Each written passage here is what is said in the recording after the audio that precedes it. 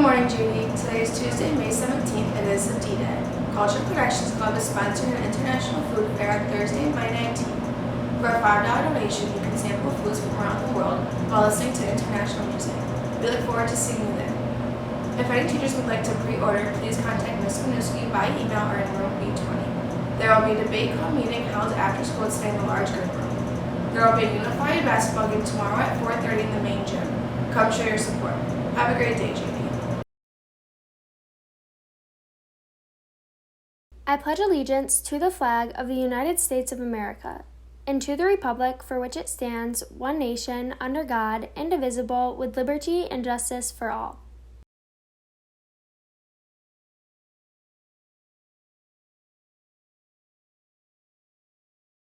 It is about Rachel Chu, who agrees to spend the summer in Singapore with her boyfriend, Nicholas Young, but she doesn't realize that Nick comes from one of the wealthiest families in Singapore, and that she has grown up in America, so she has no idea what that entails. And then she also comes into conflict with a lot of Nick's family because they had very set ideas on what Nick should do with his life, which he doesn't necessarily agree with. I think the movie has a really good representation of the different culture in Singapore, and especially in the opening scenes there's scenes with they're trying the farmers markets that have a bunch of different foods that they go and try together. So it just has a really good representation of the culture in Singapore, which isn't shown in a lot of movies that we see today.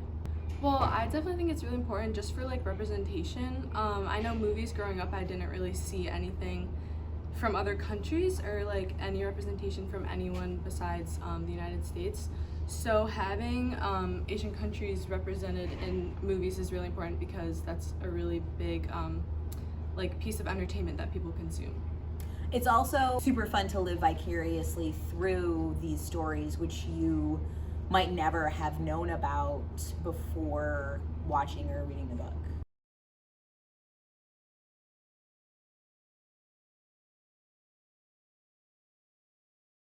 I think my favorite memory is when I first came here and how kind everyone was to me. I'll miss the students the most. I love their enthusiasm. There's things I want to do. I've been teaching for 32 years and I just want to do something different and spend more quality time with my family. I'd like to learn how to knit. I'd like to do some more exercise classes and some traveling and maybe sub. We'll see. So we are going to miss Mrs. Neinstein so much in the math department. She's always helpful. She's always sharing her materials with me. She's a great collaborator. She's always willing to jump in and help whenever needed. She was my mentor my first year here and just a fantastic part of our department, so we'll miss Mrs. Neinstein a lot. Thank you for being an amazing teacher and teaching me all I know this year. Bye, Mrs. Neinstein. Thank you. Bye, Mrs. Neinstein. Thank you for always knowing when we're struggling And never overworking us, and especially when we're taking quizzes or tests and you're mostly quizzes, and you're we'll just use our notes. That's the best part. What's up, Mrs. Neinstein? Thank you for your years of service as a teacher here at JD High School. Honestly, you helped me and my classmates so much.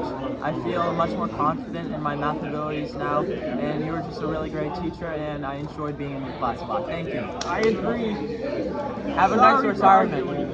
Yeah. Bye, Mrs. Neinstein. JD will miss you so much. Thank you for all you've done. Bye, Ms. Neinstein. Thank you for being a great teacher. We'll miss you. Bye, Miss Neinstein. Bye, Miss Neinstein.